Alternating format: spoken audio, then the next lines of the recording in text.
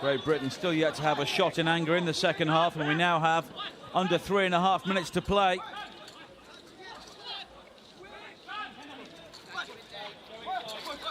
English working hard.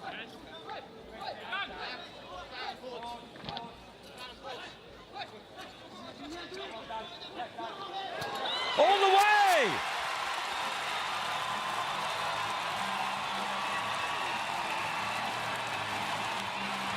A brilliant goal from Dan English to equalise with 3 minutes to play.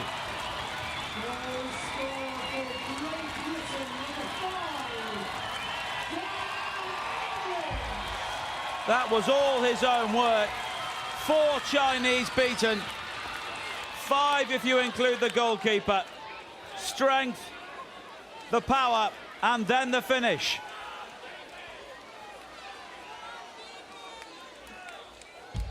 Substitution for People's Republic of China, leaving the field of 8, Zhang Lijing. On in his place, number 9, Wang Jiaobin. A reminder, ladies and gentlemen, please, silence from the stands during the game. Thank you.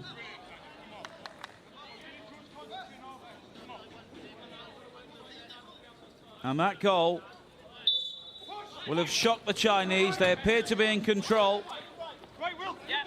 Only the second goal that Great Britain have scored at London 2012.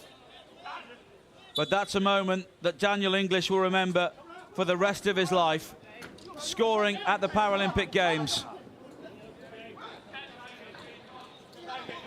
Clark.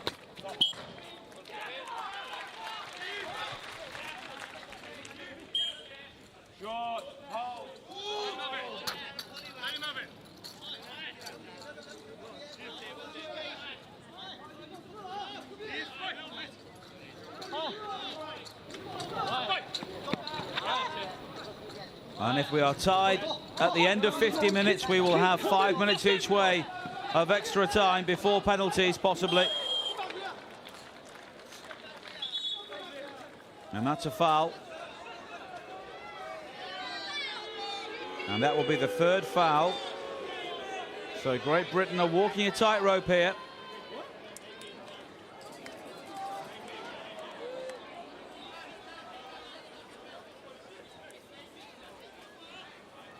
In fact, the 4th one, they awarded the 3rd one for the challenge from English previously, which led to the injury, but we didn't see the board shown up by the officials. But this, a penalty from closer out. Wang Jiaobin to put the Chinese back into the lead.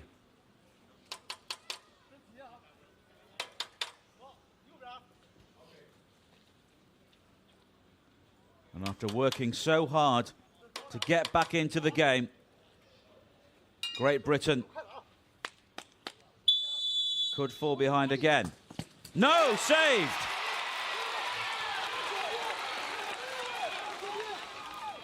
Straight at the goalkeeper in the end, but Skyers does his job.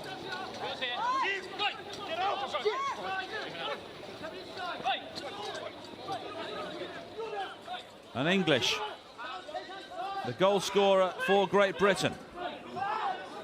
There's a collision there with a teammate, Norman. English, I think, may have damaged his nose. Inside 2 minutes now. And that's a corner.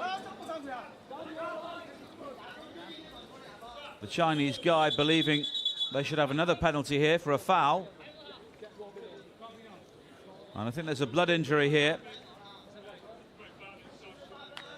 It was a collision between English and Norman.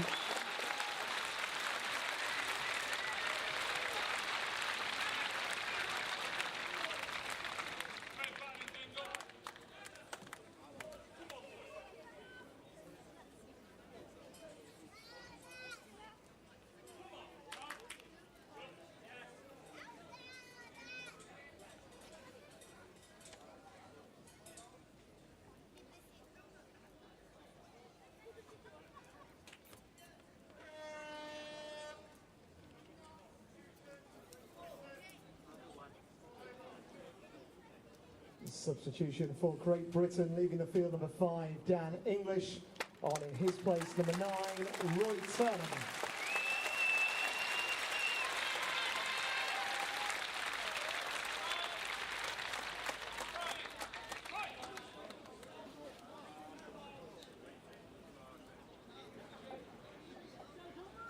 So English makes way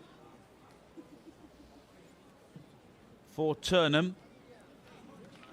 But of course he may be back in extra time.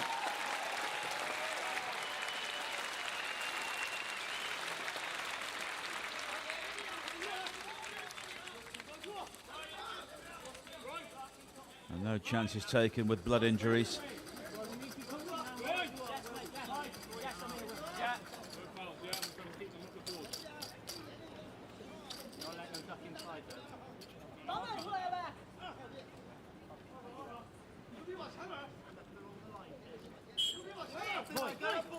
Chinese corner.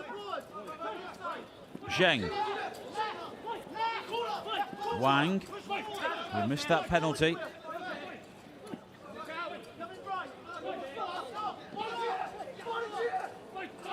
That's a fine run, but he can't find the finish. Shield, hold it.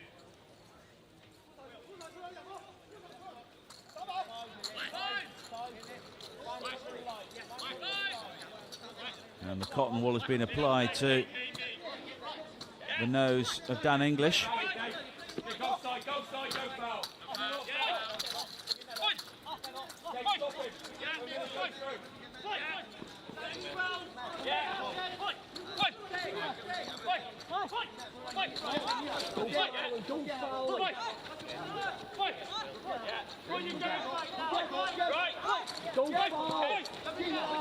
Wang, superb run, foot through, and in the end, just drags it. But that would have won the game for China, surely, with 40 seconds to play.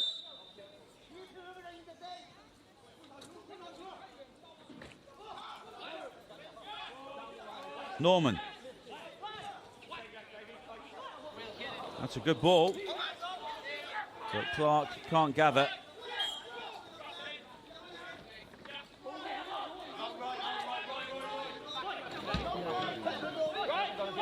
A goal for either side now would be a winner.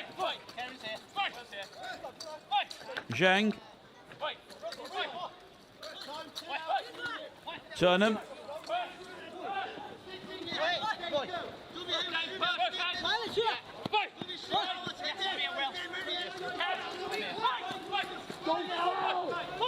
Wang. I think he was trying to draw the foul there. But that's it, the end of normal time. And extra time is looming here. The second classification match has ended. People's Republic of China won, Great Britain won, and this game will now be decided by a penalty shootout. Well, we're actually going straight to penalties. Allow me to briefly explain the rules of the penalty shootout. You may be used to seeing 5 penalties taken per side. In 5-a-side blind football, it will be the best of 3. If the sides are still level after 3 penalties each, we go to sudden death. So the best of 3.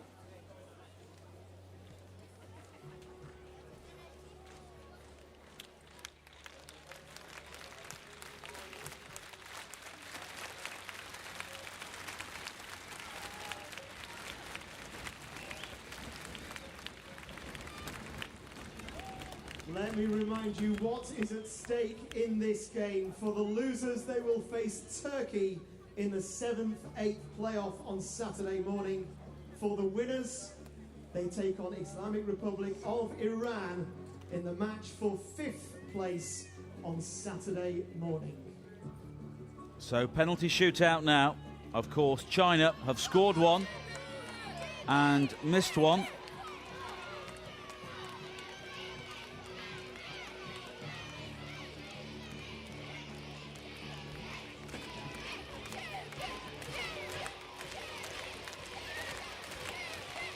So Lewis Skyers can make himself a hero now.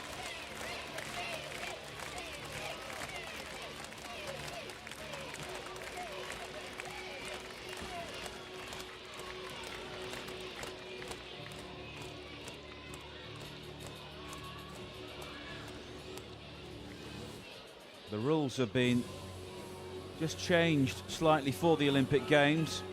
Extra time will now only apply to the final. So it's best of 3. And then sudden death.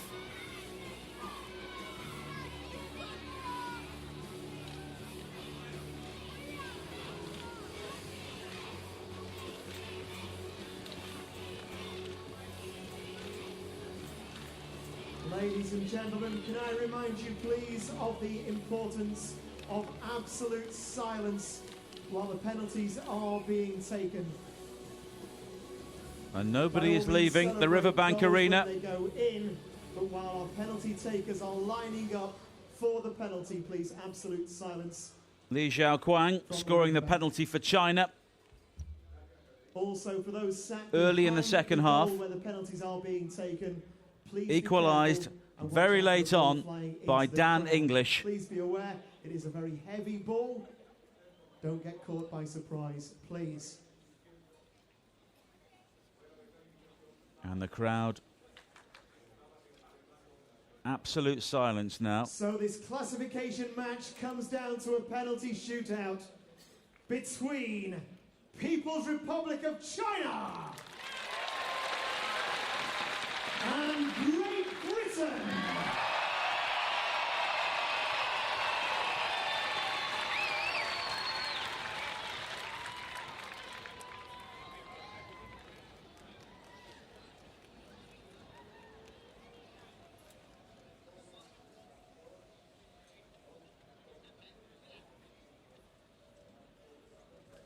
And Great Britain will take the first penalty.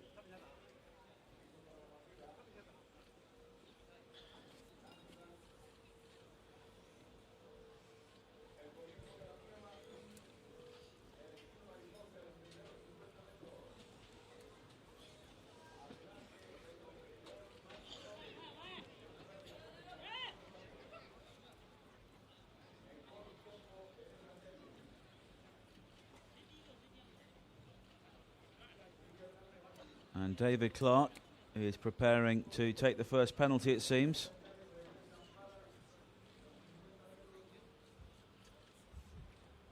One of 2 players to have scored for Great Britain in the competition so far.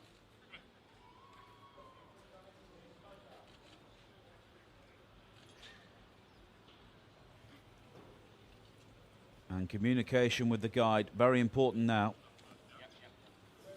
Give your middle first, Clarky.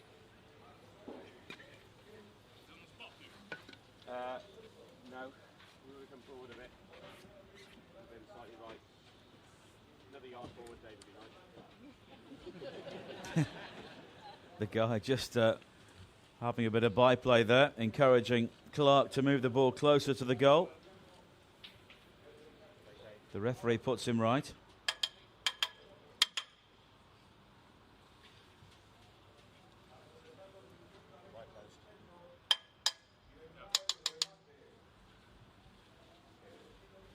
Bottom left.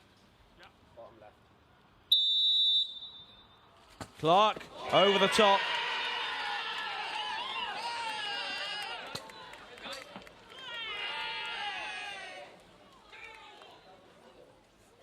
Got right underneath that in the end, and now coming back to take a penalty is Li Xiaoquang.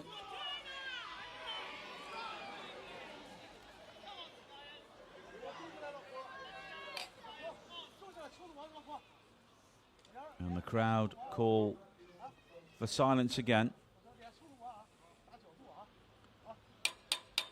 So the kicker can hear the guide.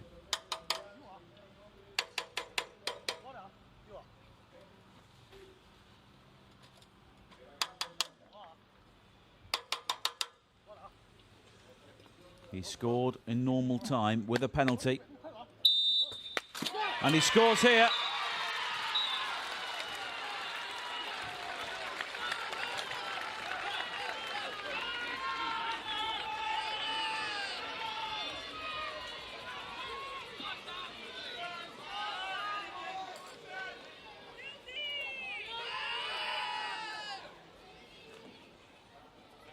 So a big moment here for Dan English. If he fails to score, China will be one penalty away.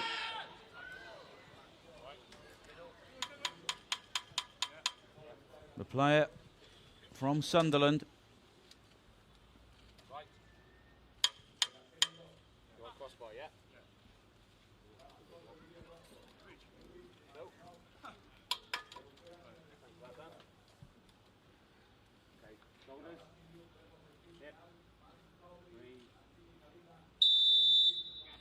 English scores via the goalkeeper, but they all count.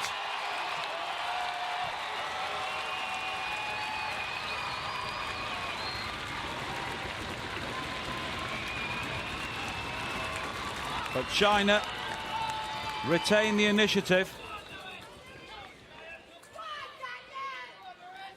And it's one of their big players from this game who will step up next.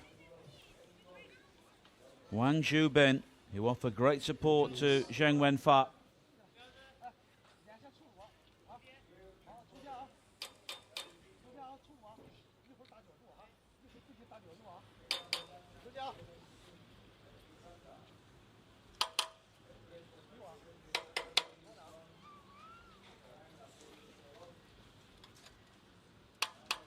And the silence here really helps to add to the tension.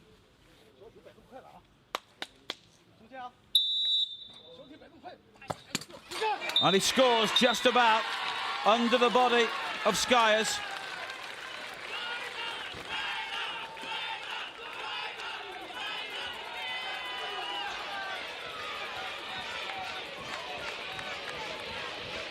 And now Seal has to score. Quiet, please.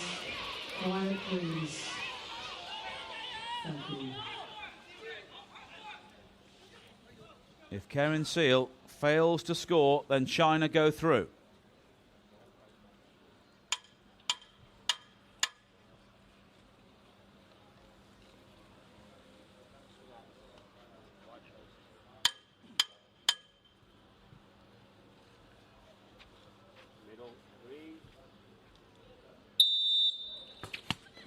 And he saves. It's all over. Great Britain's hopes in the Olympic Games were ended by a penalty shootout. And their hopes in this game are dashed in a similar fashion. China were the better side throughout. And they were pegged back by a superb goal from English in the closing moments, but China held their nerve to win the penalty shootout.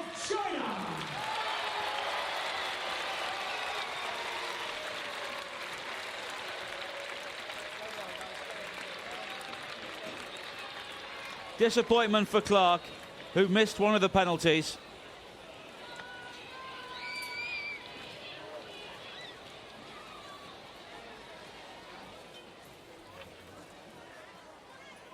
And it's a very cruel way to lose any game of football. Ladies and gentlemen, thank you for your support here at the Riverbank this morning. Unfortunately for Great Britain, it wasn't to be today, but Great Britain will face Turkey in the So Great Britain play Turkey in the playoff for 7th and 8th place, and China will now go through to play Iran.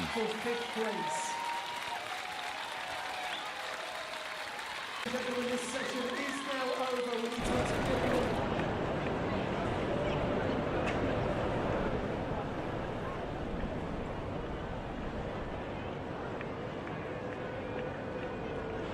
and here's Mertens again, twisting and turning towards the key, and he gets the help from Guinan. Wearing his colours on his sleeve there, or on his, certainly on his shoulder. See Medell circle underneath. And that's great play.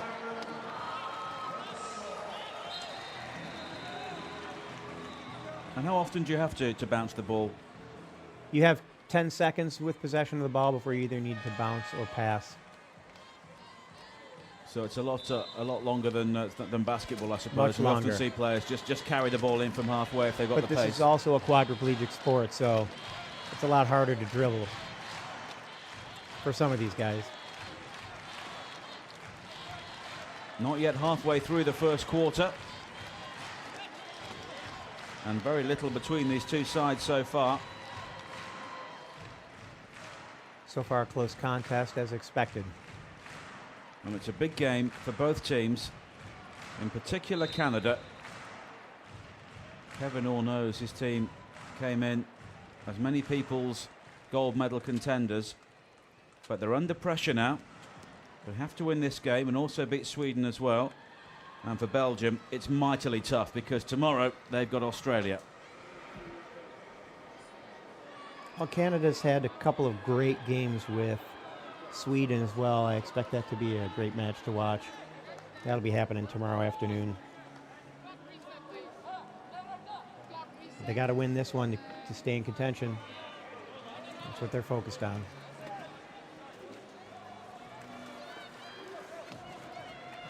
David Mannion with us here on Paralympic.org, where you can watch all the action here from London 2012. You can also like the Paralympic Movement on Facebook at facebook.com/Paralympic Games, or follow us on Twitter at Paralympic. Looks like the referee's getting something clarified here. Maybe it's a Clock.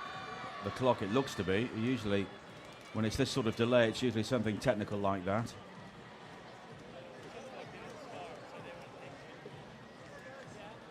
Unfortunately, moments like this really can change the momentum of a game.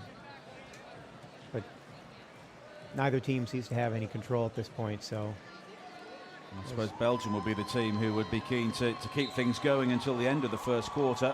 Kevin Orr looks like he's making some substitutions for Canada. And it's a balancing act as well, isn't it, to make sure you stay beneath the 8 points.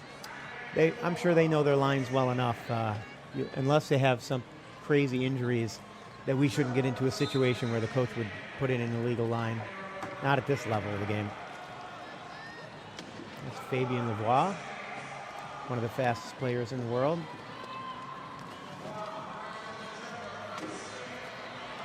And he bounced off a couple of challenges there before showing his pace. You'll see him on his side or upside down several times today. Ian Chan with a nice pickup. Canadians have the turnover. And he's still got support from Lavoie. Trying to fight his way across. He should be able to get past the low pointer. Just about keeping inside the key there before the challenge came in from Verhagen.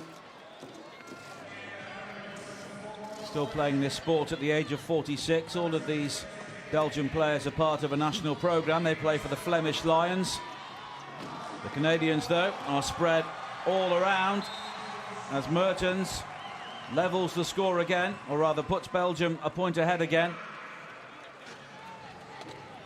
These Canadian players play for clubs such as the London Annihilators, the Ottawa Stingers, the BC Bandits, the Quebec Impact, Winnipeg, Calgary Inferno.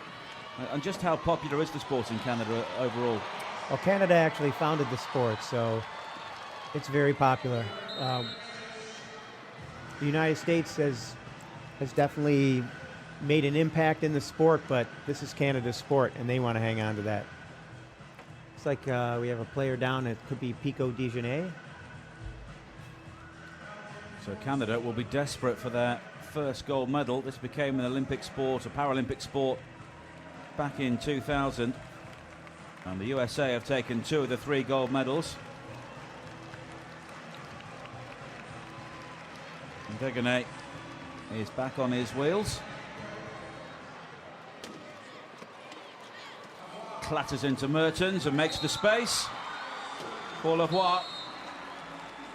It'll be a penalty goal for Kant. He reached in there, tried to get the ball out. He's willing to give that up in order to try and pop it out of his lap.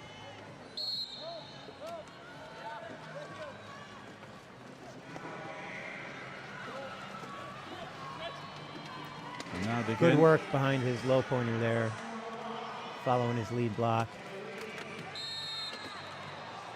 So for people watching this sport who may know other sports, the low pointers are often like the linebackers in American football. It's their job to make the space for the players who can be the creative ones. Right, and you'll see the man with the ball taking his time, waiting for that opportunity to develop where he can follow his block out.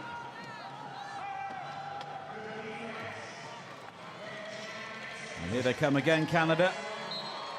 Ian Chan this time. And Belgium unable to shake them off so far in this first quarter.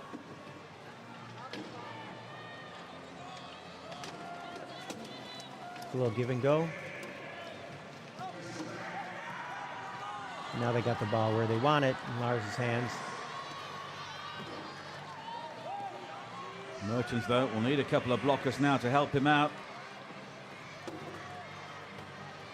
Defensively, the team's only allowed 3 people inside that key area. And Canada were at the full extremity there, which is why Belgium get the goal.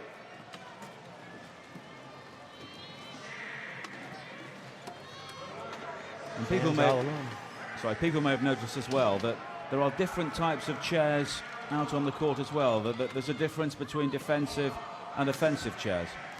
The people I'm referring to as low pointers, you'll see they have kind of what looks like a cow catcher on the front of their chair. It's intended to grab onto the chair of a ball handler, slow them down enough so that they can get some help or to stop them completely.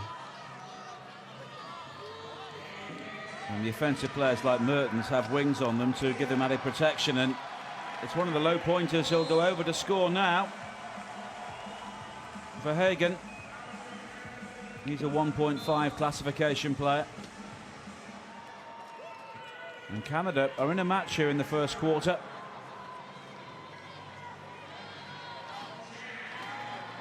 Chan working hard to get across half court, but now he can take his time. Waiting for an opportunity to get the ball. Oh, nice. Hirschfeld going through. Keeping it tight, tied up.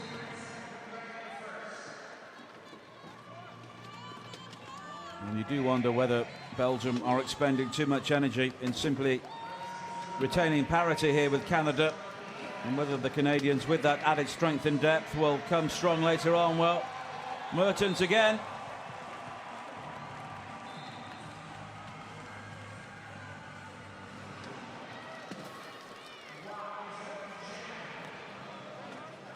Chan will duck underneath.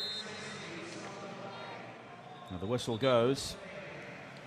Hirschfeld was wheeling towards the key.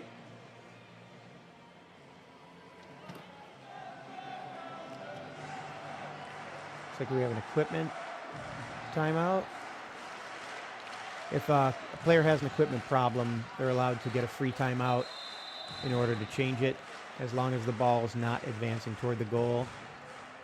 Unless you're on offense and you have the ball, then you can call it at any time. That's the equivalent of a pit stop there. Right. You have 1 minute to get your equipment fixed, and if you're unable to, then you have to sub out.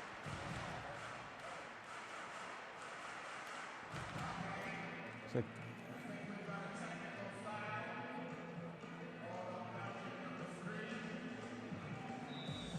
technical foul?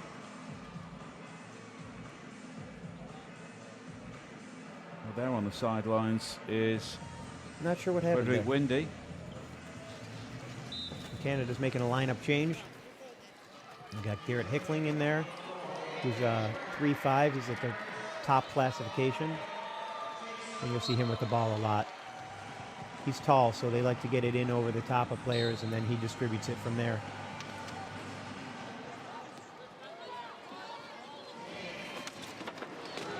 Hickling Nice playing hit for by the Whitehead. London Annihilators, but that's London, Canada, not the host city here.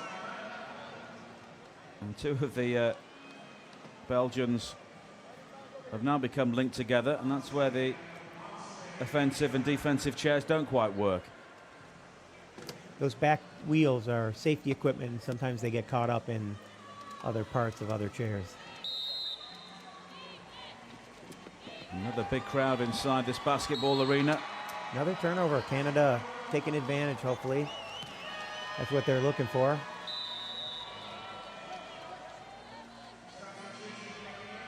Coming into the game for Belgium is Gunther Mershout.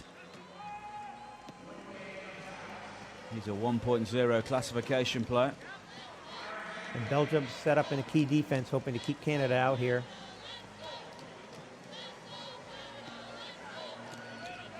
The clock is running. And they'd like to run down the clock enough so that they can keep Belgium to one possession, but still get another possession for themselves. 57 seconds gives them that opportunity. Hickling with the score.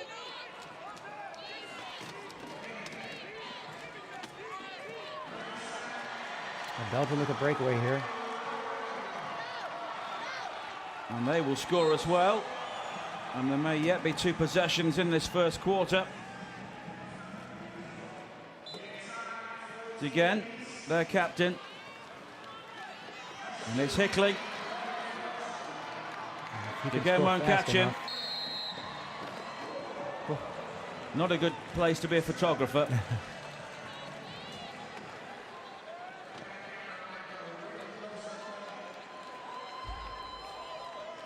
See that reach for the ball? All you have to do is get it so that it's loose. When he crosses the goal line, he needs to have control of the ball in order to get the goal. So it's worth that reach. A penalty goal is the same as a goal without a penalty. Canada looking to build a 2-point lead here, which would be the largest margin for either side so far in the game. Hickling. And the space created for him. He's going to try and eat up some of this clock.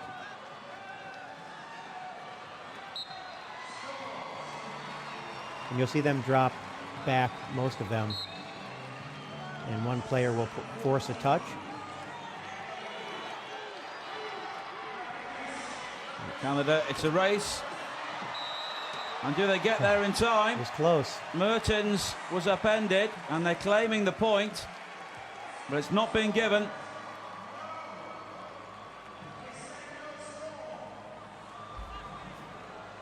I'm sure Belgium would like a look at the replay there. The charge from Mertens, and they believe that De Gin got the ball in time.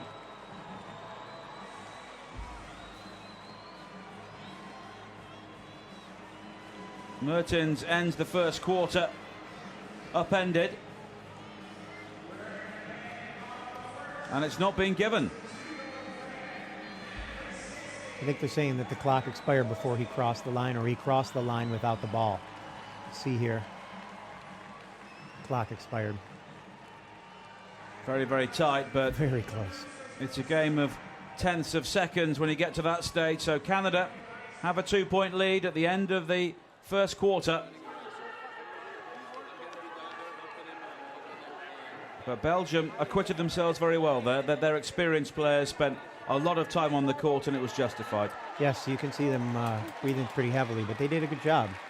And they came very close to scoring the last-second goal there and keeping it within one.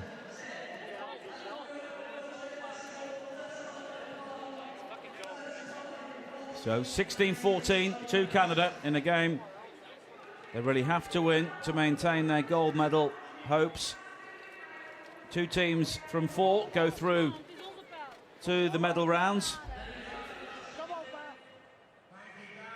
But they'll have to cope with the likes of Mertens in the second quarter, but they do have the pace of the youngster, Zach Maydell.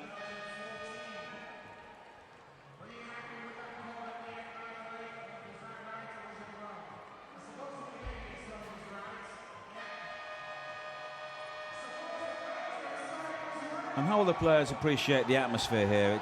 It's a full house virtually every day, 10,000 people, and Many of them are neutrals, but they always tend to root for one side or the other. Is it very different to the sort of atmosphere they experience when they're playing at home? Well, most of the games that I play in the United States, most of the games we play in have significantly less spectators. Most of these guys, the younger guys who have been playing at home, have never seen a crowd like this. So their first games, I'm sure they had some butterflies. But now it's all business. And the energy is great. It really gets them going. You can see it in their faces.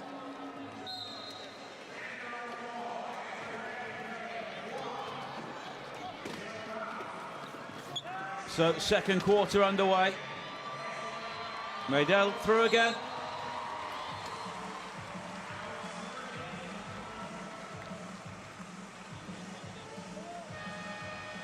And do you think it was possible that Kevin Orr, the coach, was maybe saving Maydell for this game by not giving him a huge amount of game time against Australia? Entirely possible. He's a young guy. He's 18 years old, so he's got a lot of rugby in front of him. Not just in this tournament as well.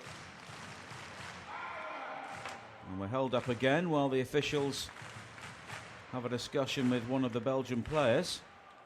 And that's Bob Vanacker.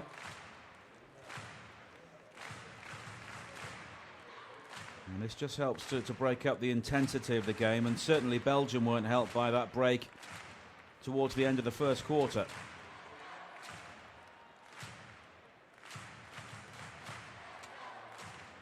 Doesn't appear happy with whatever the decision was. That referee is Mitch Carr. He's from the United States.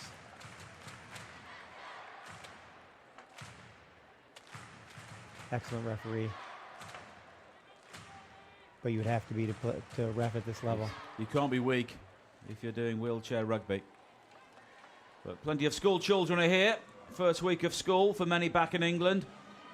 And rather than double maths, are here at the Paralympic Games.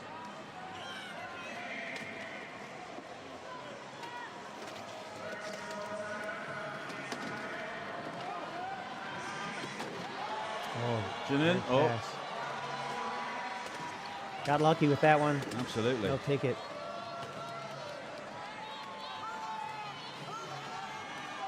Mertens, though, closed down very, very quickly by Funk.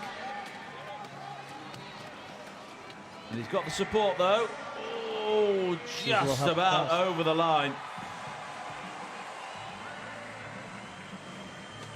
Ronald Verhagen there. Had to take a couple of Canadians with him.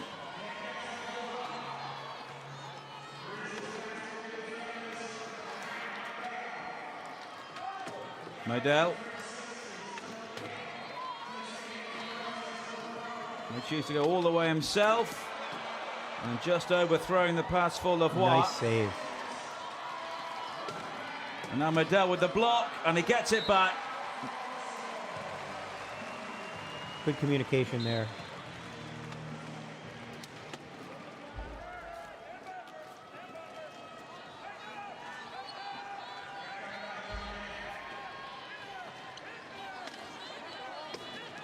Oh, and that's given away, and Maydell will steal.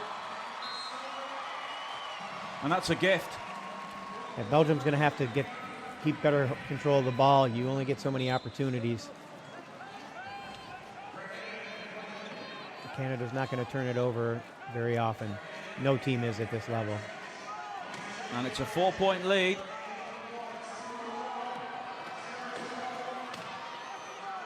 Verhagen over halfway. Quickly held up by Maydell. He's waiting for Mertens. Mertens.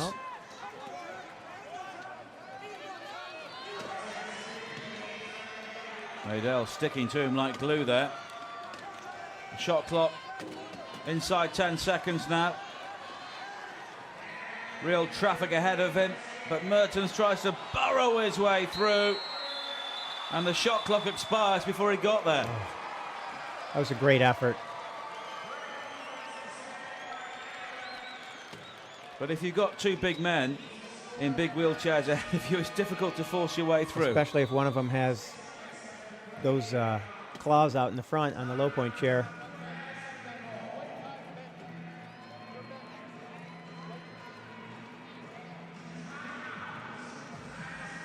call a picker. And the Belgium defence is coughing up points at one end, and they're finding Canada very durable at the other.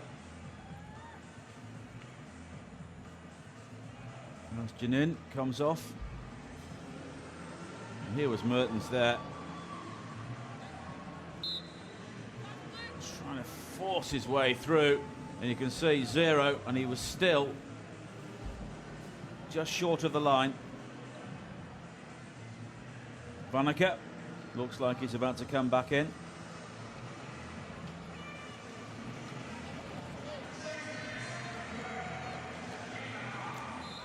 I think Ian Chan and Trevor Hirschfeld back in. There is Chan. Long pass. Maydell gets there.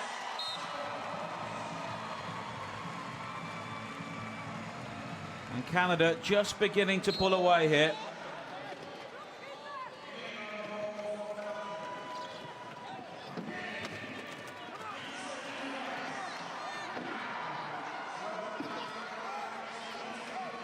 Here's Mertens. Again. And the long pass, and that's great play. Excellent pass. Verhagen, unopposed inside the key. Their captain took his time there and waited for something to develop so he could get rid of the ball.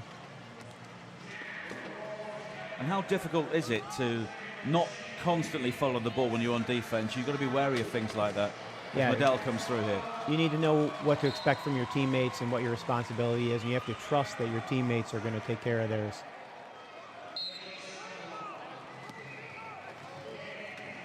Developing that level of trust is key at this.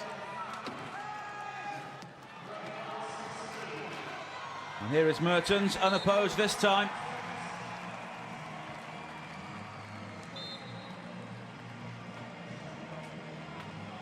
Because people imagine, before they watched wheelchair rugby, that it is basically people smashing into each other all the time, and there is that level of physical confrontation, but the technical skills can't be ignored as well. No, not at all. You can easily give up a play or a goal going for that big hit, as much fun as it is to make. You need to pick your opportunities. Here's Chen.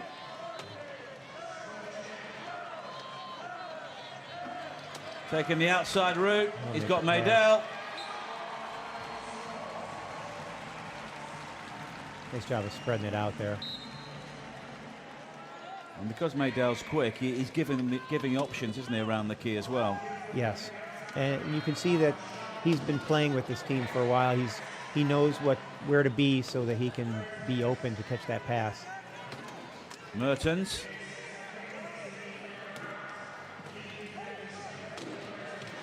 Hirschfeld forcing him around. Maydell also causing pressure before Maydell goes straight through the back of Denin. And now it's a strain over the line, but Verhagen makes it.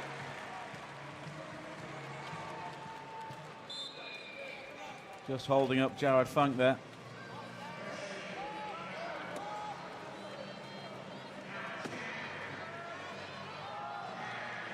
Maydell. And that was good vision. Hirschfeld. Nice push. Hirschfeld just gathering in. It's difficult for the low pointers to get to the ball sometimes because of that picker out in front of them. They have to catch it off to the side because if it hits the front of your chair, it's gone.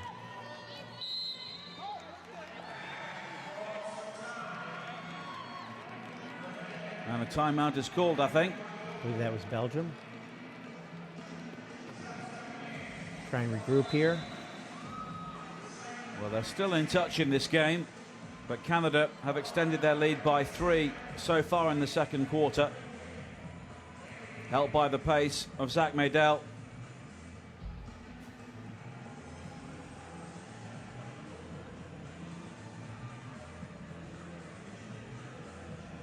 Yeah, I think it's that shows a lot of trust that Coach Kevin Orr is allowing the rookie to cover Mertens. The speed is an excellent weapon. Well, he only recently graduated from high school, so he's a real youngster. Yet to pursue a university career, if that's what he chooses to do. But he's here, a Paralympian at the age of 18. Heck of a young athlete. Mertens, fed by his captain. He drew all the attention. He was able to make that pass. Canada looking for the quick response here. Lavoie all the way.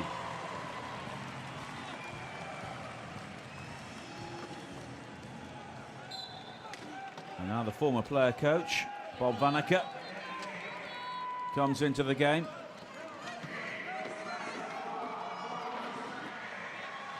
And the captain will head towards the key and over the line. Did a nice job keeping chair position there so that Lavoie couldn't get in front of him and stop him.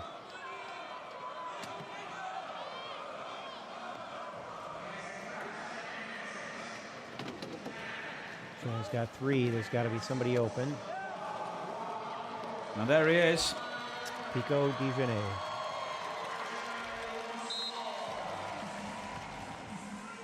And was that an error by Belgium to get sucked towards the ball there, to leave somebody so wide open? Someone wasn't doing their job. They were trying to help out on the ball, and it's really tempting to go after it when it's right there. And at the other end, Mertens brings Belgium back within 4.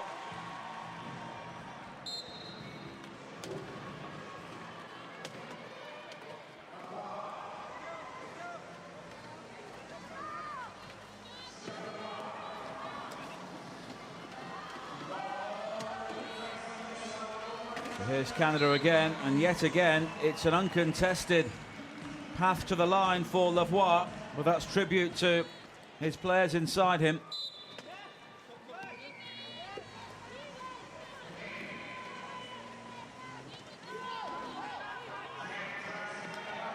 And Mertens in behind the cover again, and the question is, how long can the likes of Mertens carry on deep into the 4th quarter and keep it a contest? Well, like all these athletes, they train 5, 6, 7 days a week, many hours. They're built to do it if they need to. But you can't deny that when you're pushing against other athletes who are equally as in shape,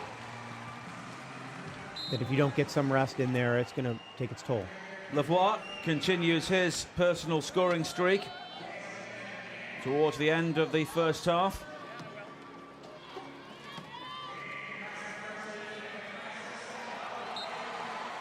But there's Belgium. the response from the captain. Belgium making sure to try and score quickly. The clock's not their friend at this point. They want to see if they can pick up 1 or 2 before half so they can have an opportunity to get back into this game. And there's a fight for possession there, which is lost by Vanacker.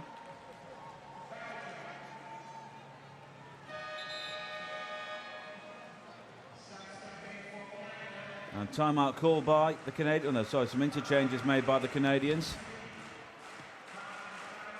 Grant Hickling coming back into the game again. He was very effective at the end of the first quarter. He was the MVP at the first 3 Wheelchair Rugby World Championships. He's been playing a long time.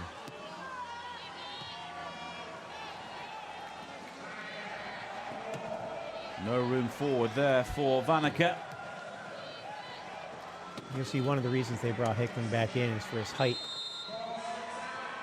And he was blocking off the Belgian captain there. And the whistle goes.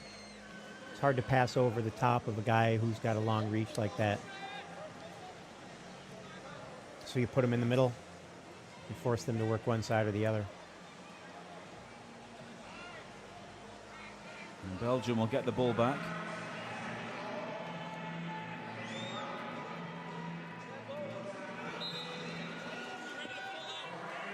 Mertens. There's no one there to drive a hole through for him, so he goes himself, belatedly held by the captain. He's slippery.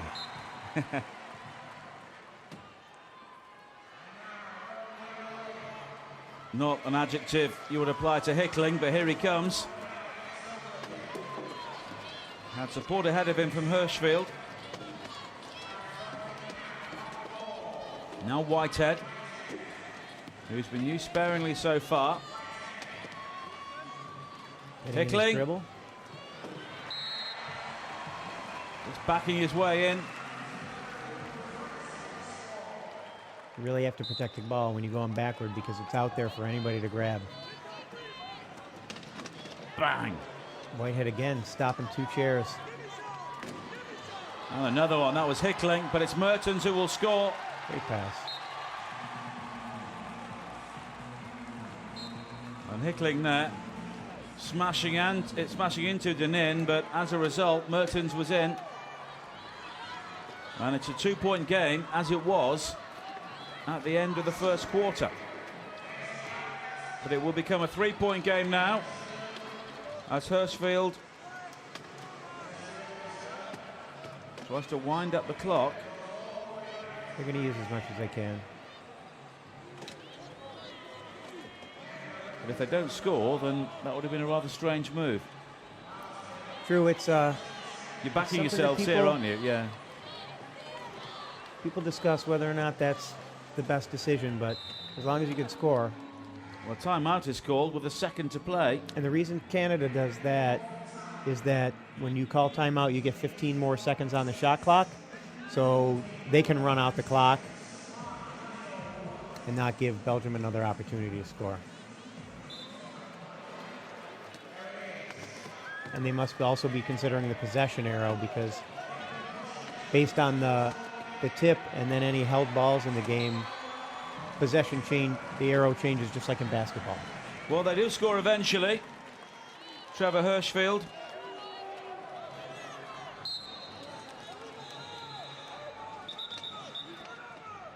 The 5.9 seconds is enough time for Mertens to get down the floor with that ball.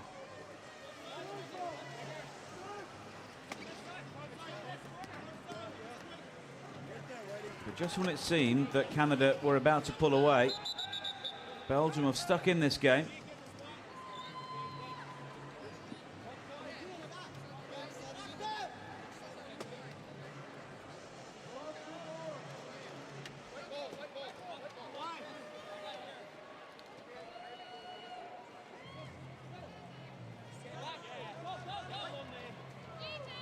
And Belgium have had plenty of time to think about this.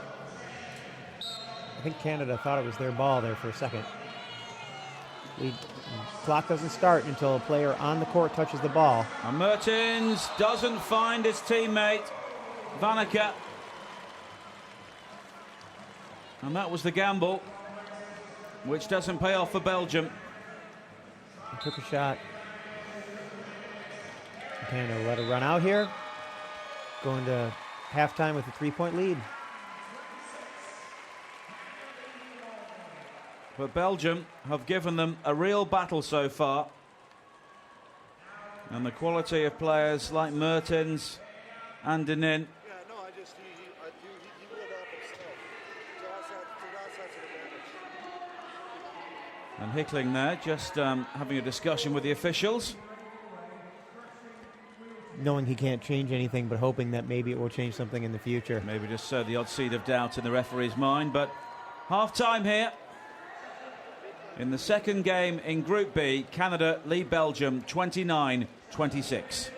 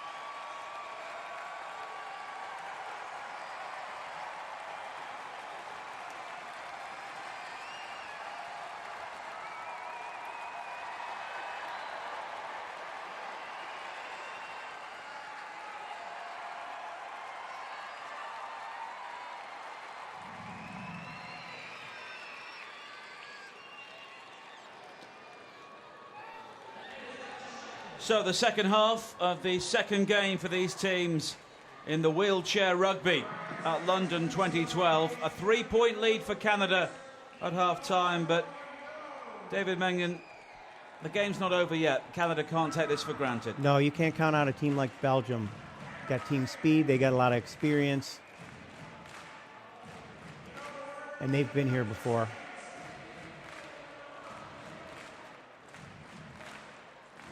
And the big players for Belgium, including number 8, Lars Mertens, are still out there on the court. And Canada, as we said before, do have more strength in depth here to rotate their players and bring on somebody of the quality of Garrett Hickling at the end of each quarter to just see them through.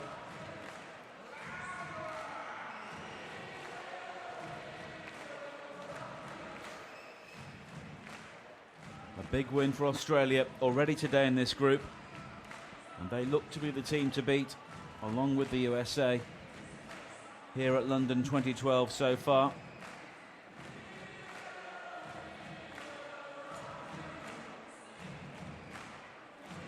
Well, Belgium has their opportunity with Australia tomorrow, but I know that Canada would like another opportunity to try that.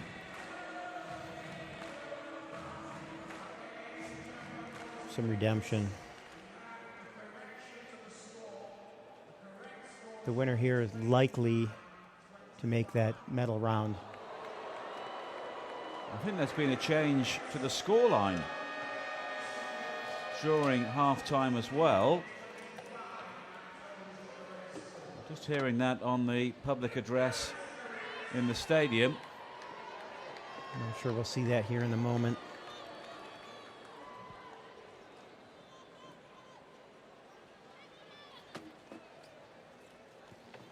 That'll be Patrice Simard inbounding. Yes, Canada have a 4-point lead. So Belgium have been docked a goal there from somewhere. I expect the coach contested the score. It's Well, a difficult. Sorry, go on. It's a difficult thing to contest because unless you can point to something that the referees can recall, there's no way to determine. So maybe Garrett Hickling's conversation with the referee at half-time may have Quite possibly led to something. But it's a 5-point lead now. The opening point scored by Ian Chan. Mertens now with the pace all the way. Before Mike Whitehead just make sure he can't make his way back towards the halfway without being bumped. Keep him close. Looks like that was off Ian Chan's chair.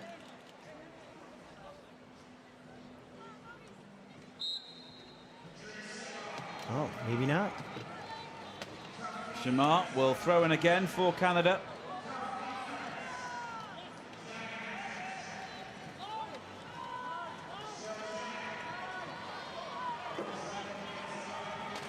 Chen going long. And no problem there for Samar, who went all the way from one corner of the court to the other, completely unchecked.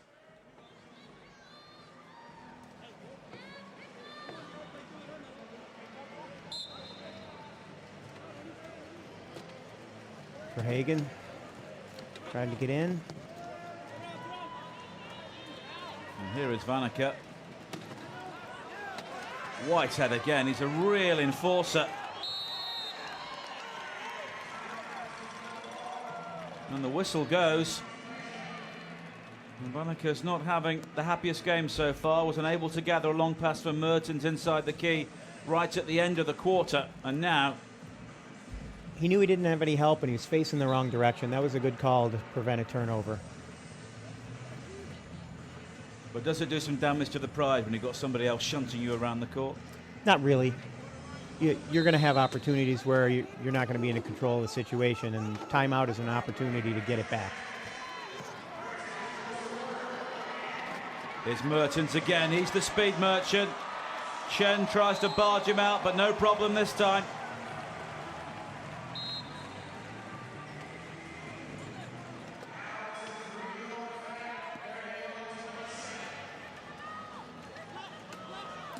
fake pass there. And Chen can roll in unopposed.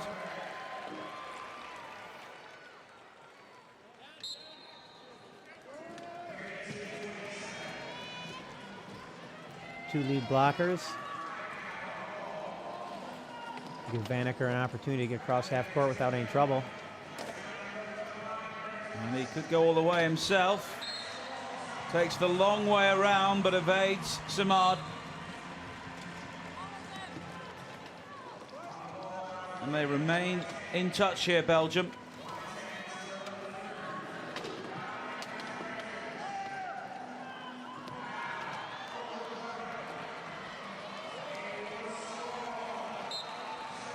But it's a 5-point lead again, and Samad's been very busy at the start of the third quarter.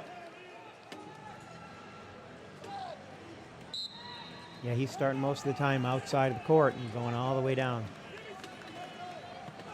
Taking it across the other line. And Canada's defense forces a timeout there. Each team only has 4, so obviously Belgium thought that was going to keep them from having a 10-second violation inbounding the ball.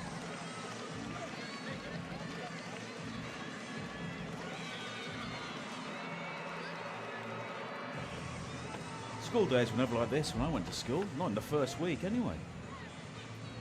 Yeah, they got to be enjoying that. Plus, for a lot of people, this is a sport like they've never seen. Absolutely. It was the same in the Olympics, carried on in the Paralympics. And I suppose people have always talked about legacy, and if people get more interested in a sport like this here in Great Britain, and that is a really good legacy for the Paralympics. Absolutely. And for the sport itself. It's a big sport. It's played all over the world. We have 40-plus teams just in the United States. And that was stolen there by Maydell. And coming into the game is Jared Funk. I believe he's in the penalty box. And that would be why Belgium has the ball. And also the man over. Not quite sure what he did there. It was off the ball.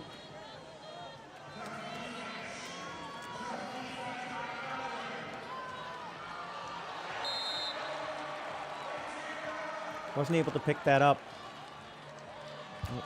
Well, Maydell has speed. He doesn't have the hands. It's a little more difficult to catch those balls. And it's difficult when you've got Mertens barging you off the side of the court as well.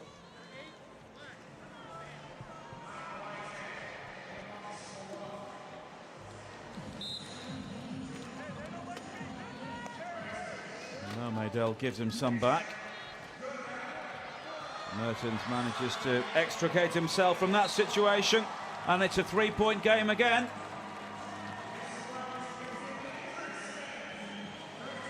And they're not going away, Belgium, are they? No. They're persistent. But Maydell at the other end has time.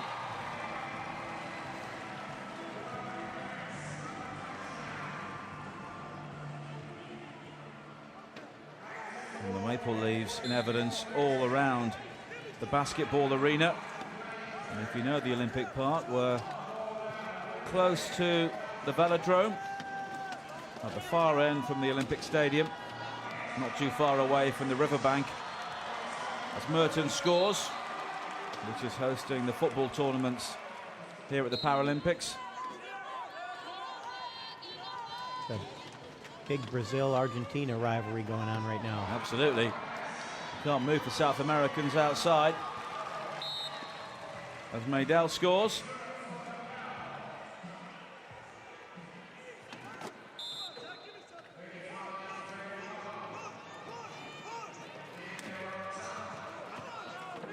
Denin. Mertens. Looking for some help. Now they're across half court. They can take their time. And there's a 5-chair shunt there.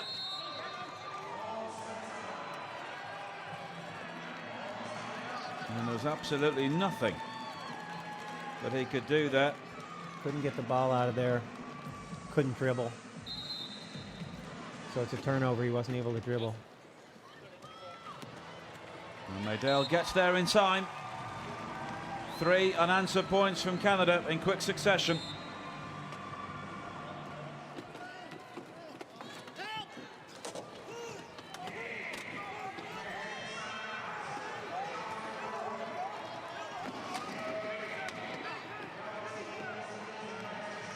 Jared Funk got his hooks in there. And now Mertens needs a block, and he gets it. Good work there by Verhagen, just making sure that Whitehead couldn't do one of his big hits.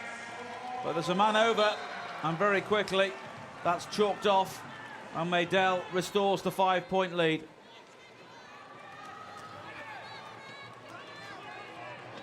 And Canada just doing enough at the moment.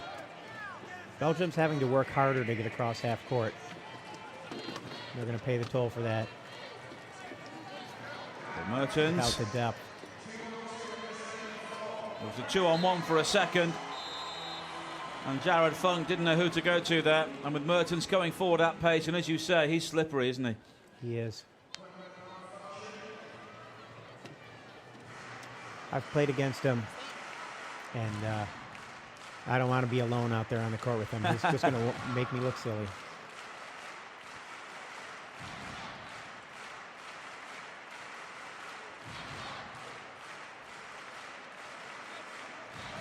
He was the All-Star in the last World Championships. And he's also spent plenty of time training in the US, which is a real sign of how well he's regarded. It's a great opportunity to play a lot more often. Many countries don't have as many teams, so they don't get as many tournaments, get that experience in. And it's the quality, isn't it? It's the quality of opposition as well. Certainly. It's a larger pool of players to choose from. Over halfway in the third quarter. Still a 4-point game. And Belgium could get closer here. The ball turned over. Denin. And Mertens will streak away again.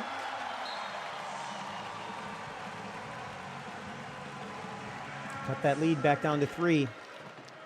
They can keep the momentum. Australia beating Sweden 60-47 in this group earlier on today. And they're back on the court tomorrow morning against Belgium before Canada meets Sweden. And what really is the key game in the group, as far as second place is concerned, you would think. Well, if things turn out the way they're going right now. I hear a flat tire. He'll call equipment. Get that changed real quick.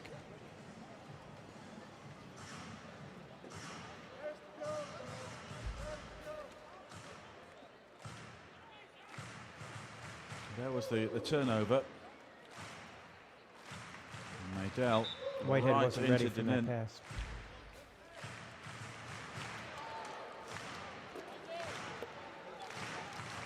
And Verhagen just having the repairs done, a new inner tube or something like that.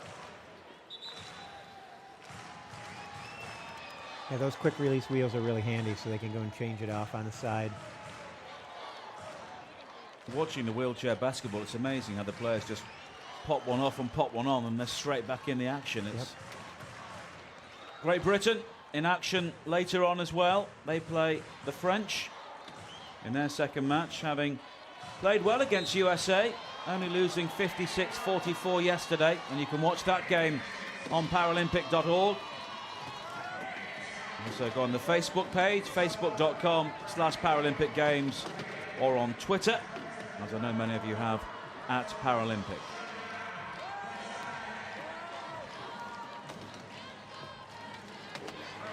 Mertens on the barge.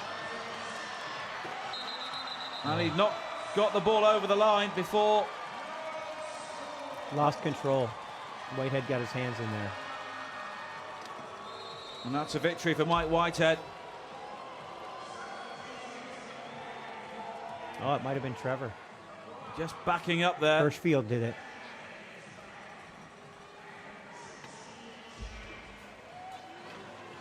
And that must feel like an American football linebacker performing a sack there, something like that.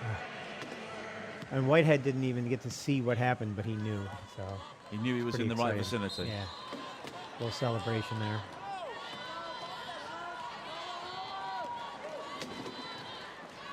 Chen not helped by the pass there, right inside the key, but Canada bring the ball away. We've got a new line in here. But that was good defensive play, the block from Verhagen.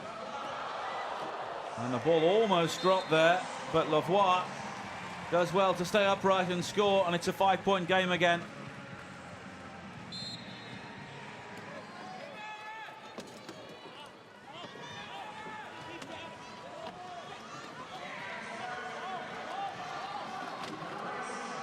USA playing the late game tonight against Japan.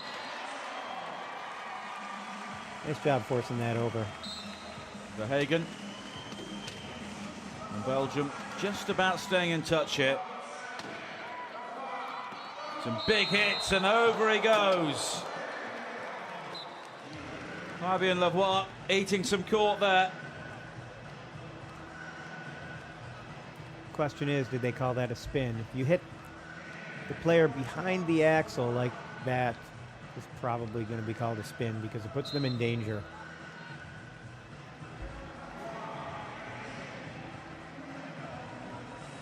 And he's into the penalty box. Where he'll sit for a minute or until Canada scores a goal.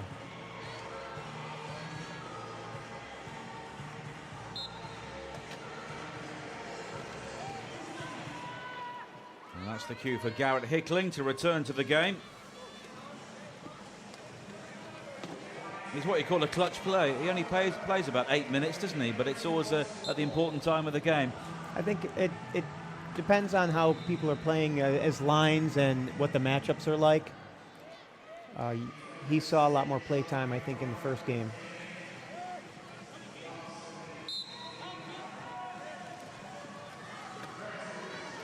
And Denin is back in the game. Mertens all the way again. Sounded like Whitehead might have a flat tire.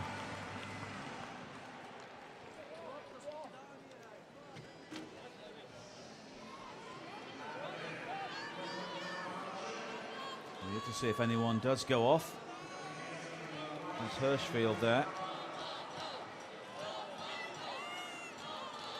Somebody's got a flat tire. Yep, you were right.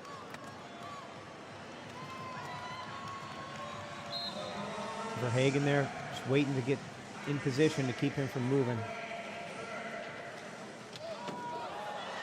Oh, and that's scrappy.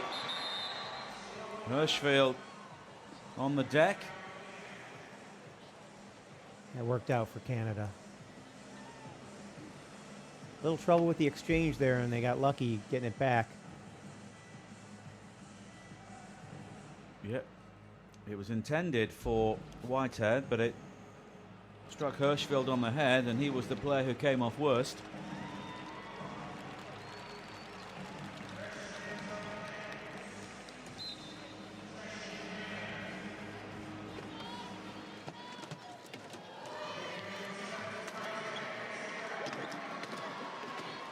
And that's fine play. The vision from Hickling, and this time Hirschfield uprighted and over the line. Yeah, as you said, the court vision, knowing where your guys are, keeping your head up. That's what made that happen. like Canada's dropping back in the key, trying to slow things down. Make sure Belgium can't come back here. Mertens squeezing in. Really good work on the corner. Jared Funk thought he had him locked out.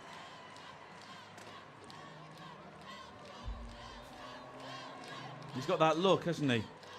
Mertens, when he crosses the line, just say, look, it's my job. That is his job. He's been there across that line many, many times before. Looks like Hickling has a problem with the wheel as well.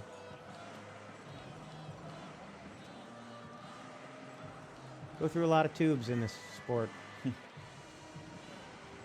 We haven't seen the one female player in the Belgium team yet. Bieke Kettlebooters, one of only 2 women in the tournament. The other plays for GB, Kylie Grimes. 5-point lead again. Hirschfield.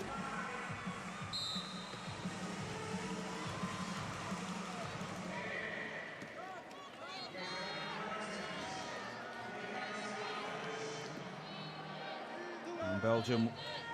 He'll set up a play here. They're discussing it and working down the clock. Not thinking about a 2-possession game, not gambling on that. They want to get the final goal, and I'm guessing that they have the possession arrow in their favor, so they'll get the ball back at the end of the quarter. Mertens. He's got a guy inside. Goes on the outside and forces his way over again. But he left Canada 9 seconds. But it's spilled. Ball turned over to Ginn. Mertens. And that's a real bonus, but it doesn't count. And Canada got very lucky there.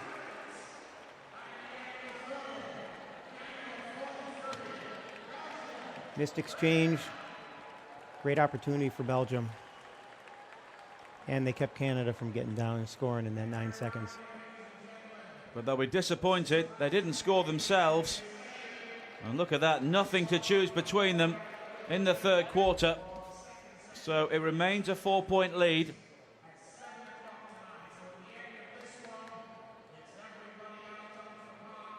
Mertens remains a scorer. Maydell has spent plenty of time off the court in this quarter. Well, that's that depth you talked about of Canada.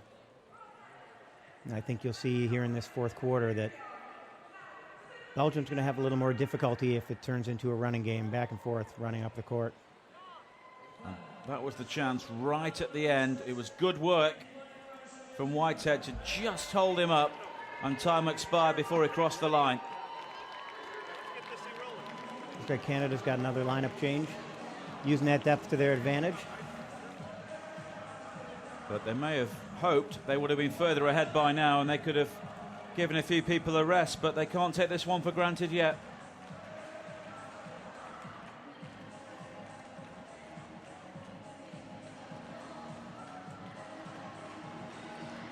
Belgium also rotating their team.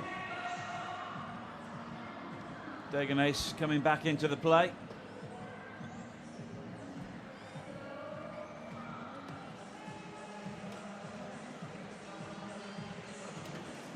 So it's Mushout who is back in the game for Belgium.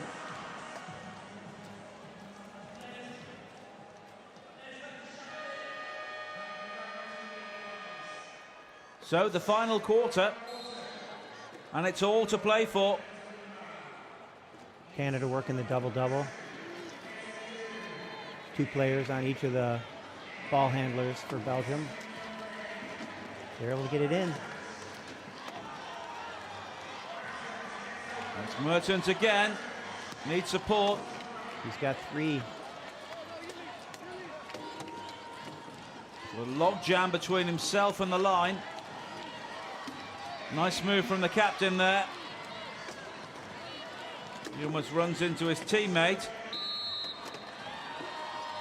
And that's good defensive work from Canada yet again. Wilsey's got good hands. He gets in there all the time.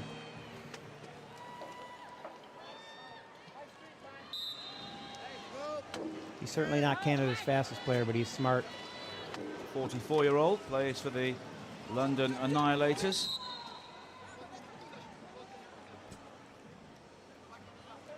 Like Merton's got the foul there, reaching in for the ball.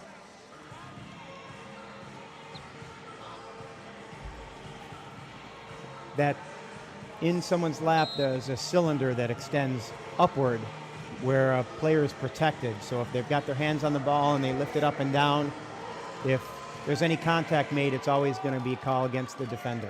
And Hickling twisting and turning all the way. So Merton's now back in the game. Well, eventually. Canada executing a trap there very well.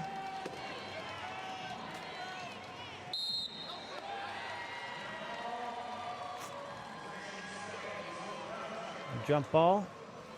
I'm not sure which way the possession arrow is right now.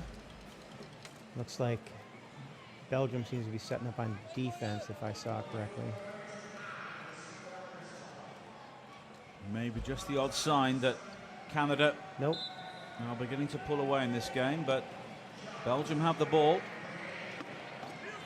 Hickling starting the final quarter. Merton's away again. He'll get the block from Guenin. That's exactly what that block made that play.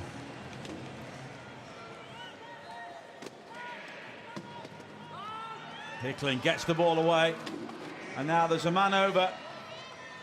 And it's a roll in for Samad.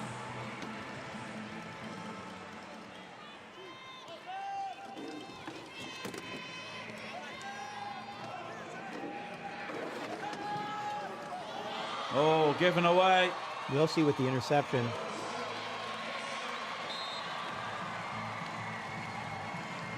And the veteran is in, and that was a real gift.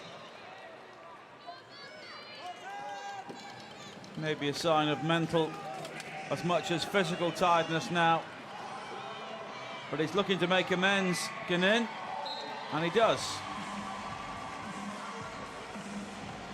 That was a point born of anger, wasn't it? Yeah.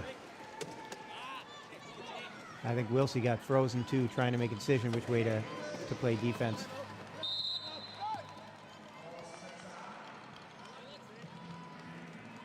Timeout by Canada. And here was the mistake. Still some work to do there for Wilsey.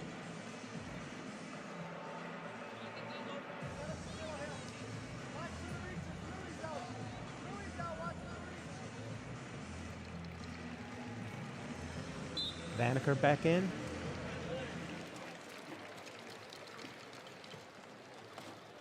Gave him a little bit of rest, hoping that it would make a difference for him. Guess we'll see. Hickling.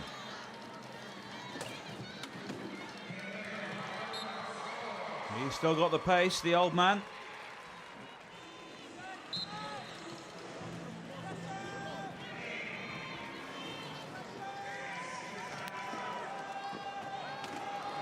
Now Guenin.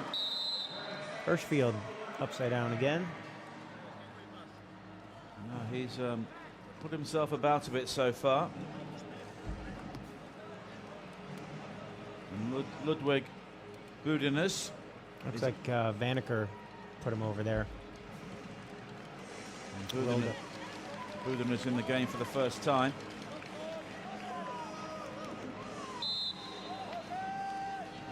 There he is. Following his block.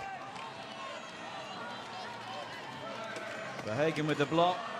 And right on the line. Hickling fighting for it.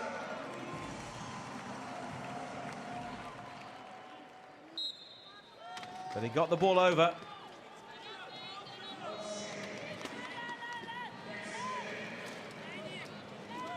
Hickling using his height.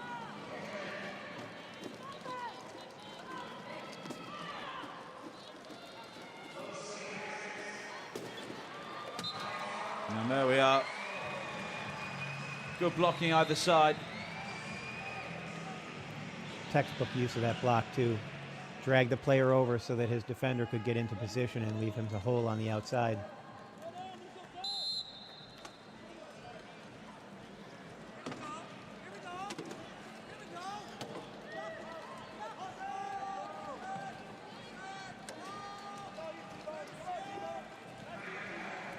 Banneker. He's persistent, but he's able to get through, but Not in time. 10 seconds, no dribble. He was looking for help, and you can see he's not happy about it. And that's what you call defending from the front.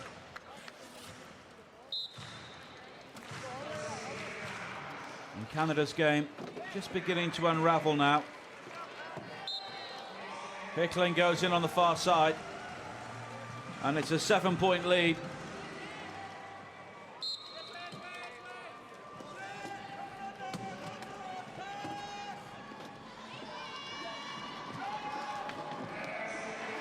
But Denin has a clear road through.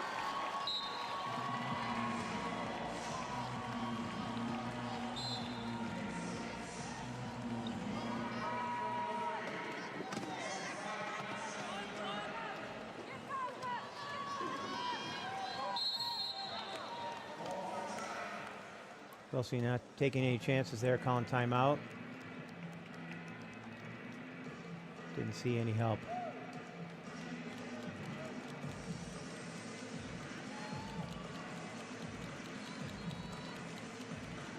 And Canada just about pulling away, but the game's not finished yet. And they'll maybe disappointed that they've not been able to build up a winning lead before now, as Maydell back in the game, back over the line. He's had a lot of rest, so he's going to be fresh, a lot of speed. Oh. Hits pretty hard too. He's back again. And he bounces off him this time, and it's a run in for Budenas. It's good ball movement.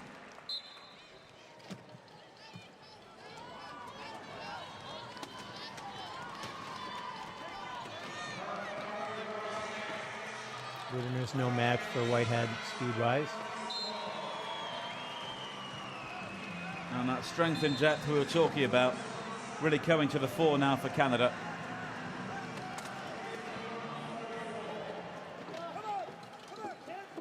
Denin has spent virtually the whole game out on the court.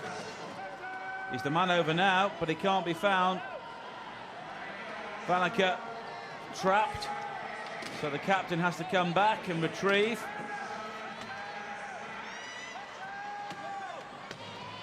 Mertens waiting on the sideline, on the edge of the line as Banneker goes in. They worked hard for that one.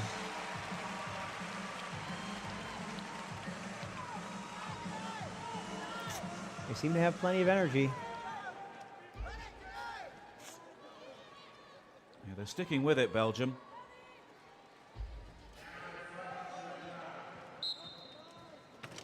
But you get the feeling Canada will just do enough to hold them off in the end.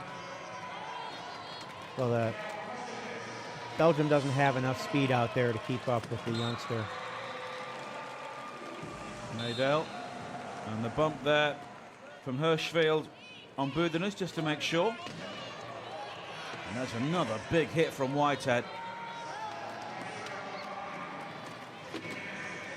He must go to bed dreaming about hits like that. And some of the ones he's pulled off today. You can almost see him licking his chops.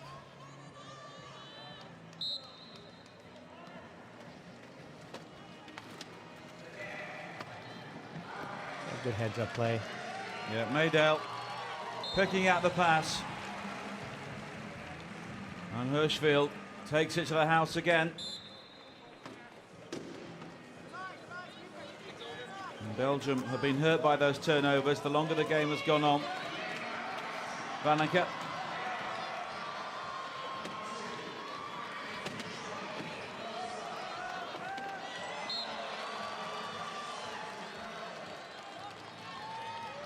Like mosquitoes, the two of them just hitting, just not leaving you alone. Yeah. They are real pests. And they double teamed really well there. Vanica. Just held up outside the key, but over the top for Budenas.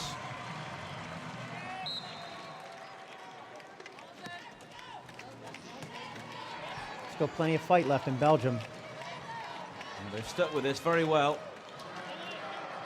Medel. But they're just beginning to run out of steam.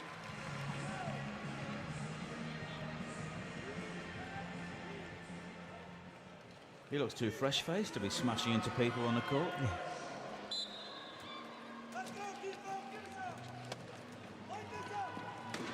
Bang, he's there again. That was a risky pass over the shoulder. Oh, Whitehead, that hit caused that turnover. And the ball dribbles away. Get a guy moving backward when he's trying to make a pass, and the pass doesn't go anywhere near as far as you expect it to. Plus, sometimes it's just enough to shake somebody up as they get rid of the ball. Gathered in by Hirschfield.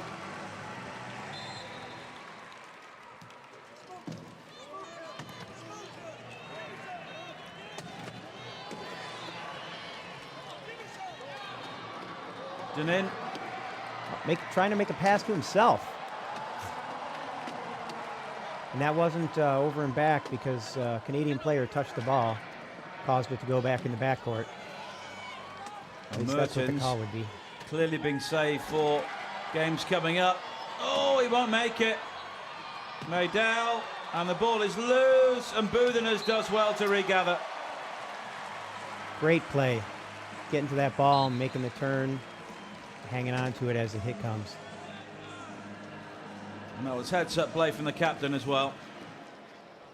It was all a bit scrappy, but they got there in the end. But Canada respond, Hirschfield.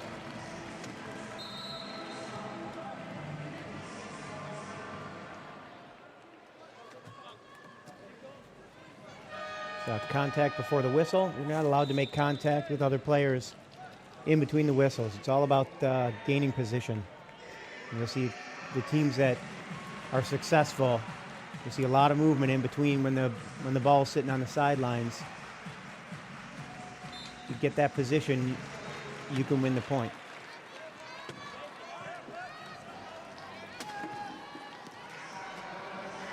Belgium across half. Budenas again. Is that Hirschfield again on his back? Somebody went flying.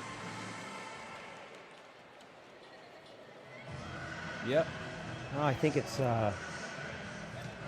Patrice Simard.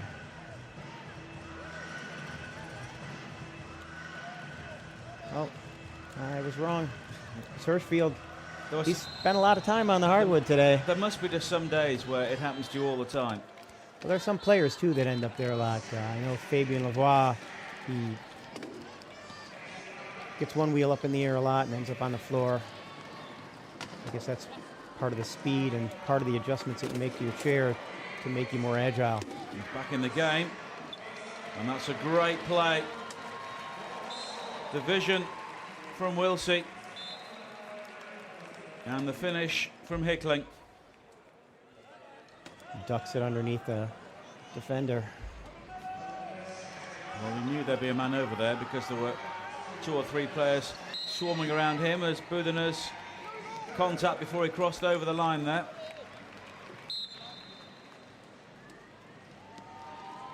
And the final minute. Canada are going to win this game, but they've been made to fight all the way by Belgium.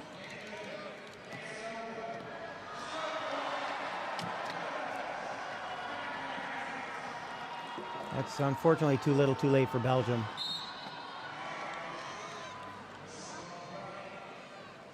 Got a reach in there by Simard to go to the box.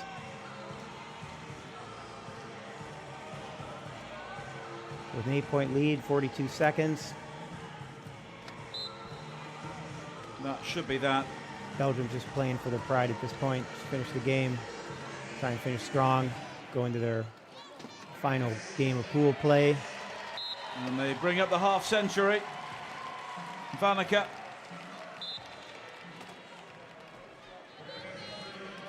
But it will be 2 points, or 2 defeats rather, in 2 games for Belgium. And with Australia ahead of them, they've got a rough road. Yeah, things will get a lot harder maybe tomorrow with a team that's been beaten up at times today. Here's Hickling. A Belgian player crossed the goal line, so he'll go into the penalty box. Vanacker.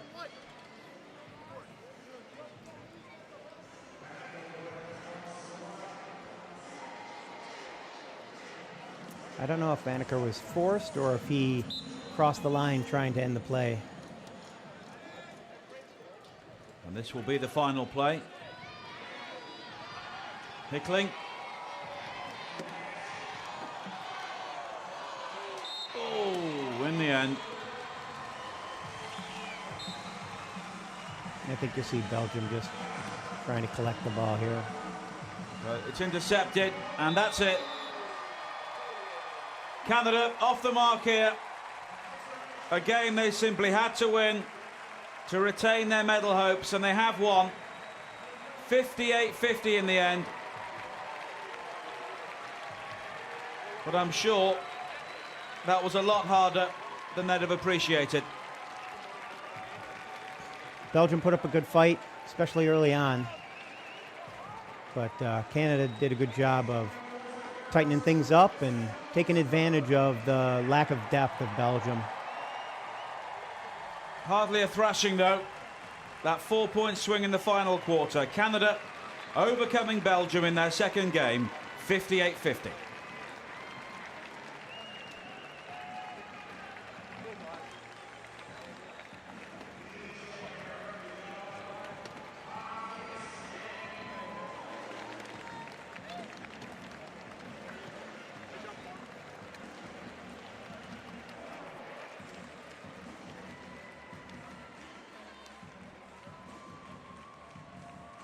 So both teams with the post-match appreciation of their efforts. And there we see Canada winning 58-50 in the end. And those 9 turnovers really hurting Belgium, particularly later on in the match. But they deserve a warm ovation from their supporters, and Canada will hope there are bigger games coming up ahead. And they have a big one against Sweden coming up tomorrow, which will probably decide who finishes second behind Australia and makes progress through to the semi-finals. That's all from here in the basketball arena. And on the international channel now, let's join a big night of swimming.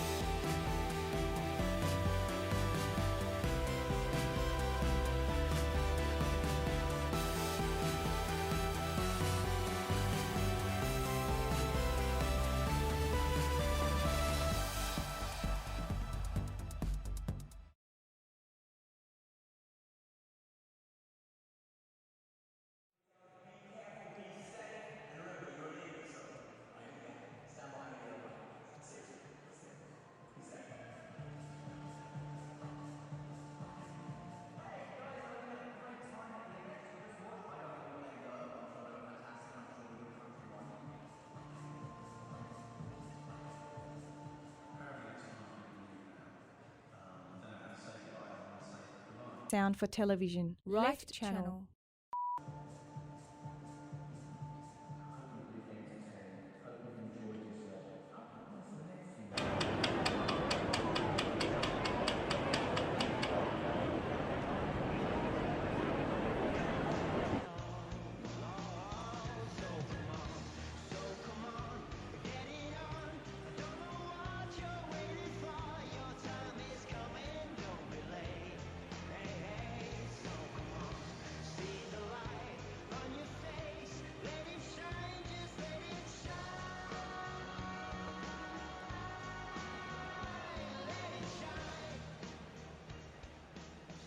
Well, with a fight like that, when there is so much emotion, you just can't help but feel the drama in the room.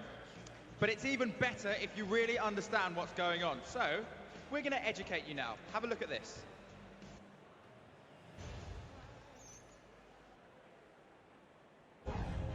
Go. Developed in the years after World War II, wheelchair fencing was first introduced in Rome in 1960 and has been part of the Paralympic program ever since. All the action is taking place here at Excel, right in the heart of London's Docklands. Wheelchair fencing, the torso in the foil discipline, and anything above the waist in sabre and épée.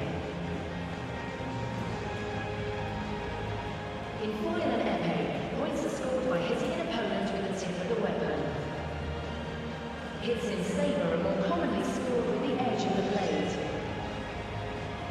Men and women compete at foil and épée, while sabre is exclusively for men. The fencers' wheelchairs are fixed to the floor at an angle of 110 degrees to allow the fencers' sword arms to directly oppose each other.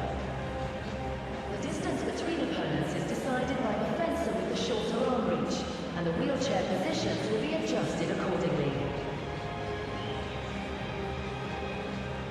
Fencers may not rise from a seated position during the bout.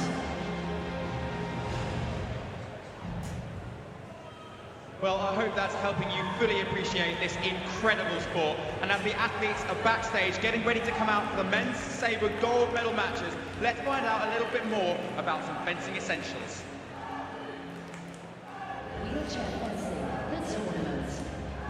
103 athletes will compete for the 12 gold medals available in the individual and team events. There are two competitor classes, A and B, dependent on the degree of the fencer's impairment.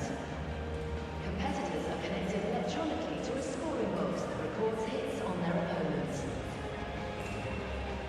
In the first round of the individual event, fencers are drawn into pools of 5 or 6 competitors and will fight each member of their pool. The later rounds consist of a direct elimination to decide the finalists. In the initial rounds, each bout lasts 4 minutes, and the first fencer to score 5 hits wins. In the knockout stages of the competition, each bout consists of 3 3-minute rounds, with the first to score 15 hits declared the winner. Teams consist of 3 fencers who face each member of the opposing team for 3 minutes, or until one fencer reaches a multiple of 5 hits.